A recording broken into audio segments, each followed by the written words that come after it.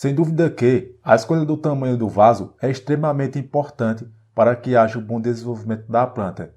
E foi isso que eu citei no vídeo Os 10 erros que destroem a sua horta. Como prometido, falei que ia fazer um vídeo para cada um desses erros. Assim você irá ter meios de como evitá-los e ter sucesso em sua horta.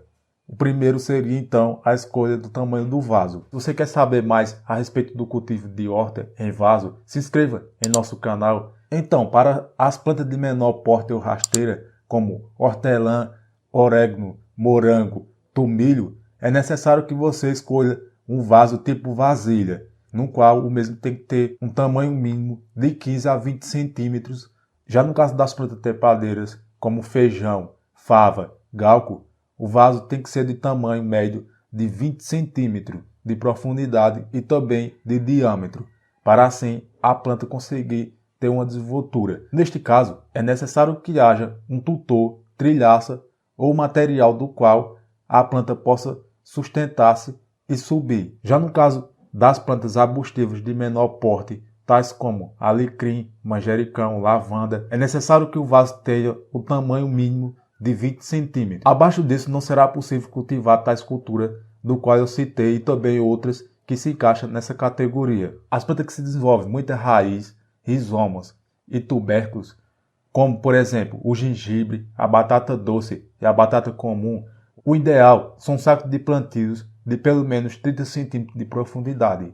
Agora, por que saco de plantio e não vaso? É justamente quando as plantas estão desenvolvendo as suas estruturas subterrâneas, elas não encontram uma barreira ou algo sólido, como por exemplo a estrutura do vaso de plástico ou de barro. Isso iria dificultar o desenvolvimento dos tubérculos, dos rizomas ou das raízes. Lembrando que eu já fiz vídeo aqui do qual eu ensinei de como cultivar batata comum em saco de plástico, ou melhor dizendo, em saco de lixo. O link do vídeo estará aqui na descrição. E por fim temos as plantas arbóreas e as arbustivas de grande porte, tais como o louro, a espinheira santa, a laranja, o limão, o jabuticaba, a manga. São plantas de grande porte, no caso também frutíferas, que o vaso mínimo para que haja o desenvolvimento ele tem que ter 60 centímetros de profundidade e também de diâmetro. Se você plantar